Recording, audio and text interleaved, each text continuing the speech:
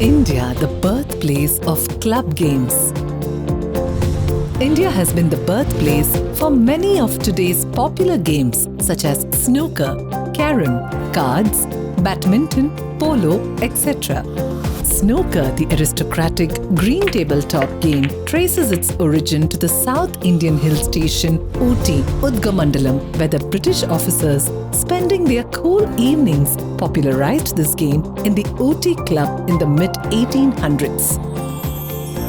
Colonel Sir Neville Chamberlain in the British Army at Jabalpur invented this game in 1875 to 76 by extending and adding more colors for the balls from billiards, a game that used to be played since 1300s by royalty such as Louis IX of France in 1470s. The game got the name snooker, meaning a novice or first-year recruit in army, since Chamberlain used this term frequently for those who could not play this game well. In carom, one of the earliest boards is traced to a glass board in the palace of the Patiala kings. In fact, till as recent as the 1970s, the striker disc used to be made of ivory, and after use of ivory was banned, the striker came to be replaced with plastic. During the World Wars, Indians went to many parts of the world to fight as part of the British troops.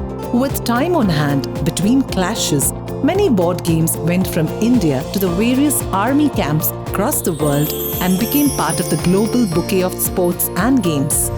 Carom is one such, along with its larger cousin snooker.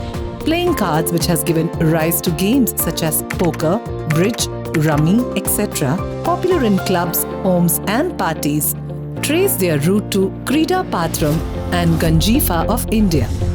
One of the earliest writings on playing cards can be found in Ain-i-Akbari, a part of the Akbarnama, the life and rule of Akbar, written by Mughal writer Abul Fazl during 1500s.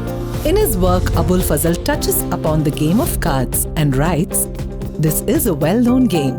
His Majesty has made some alterations in the cards. Ancient sages took the number 12 as the basis and made this suit to consist of 12 cards. Today's pack of cards contains 4 sets of 13 cards each in diamonds, hearts, clubs and spades. The Indian pack of cards were based on 12 suits of 12 cards each of different themes. That is, the Indian card pack had 144 cards. The cards were usually made of layers of different types of cloth stacked and stuck together to give a stiffness. Intricate figures and scenes were then painted on them.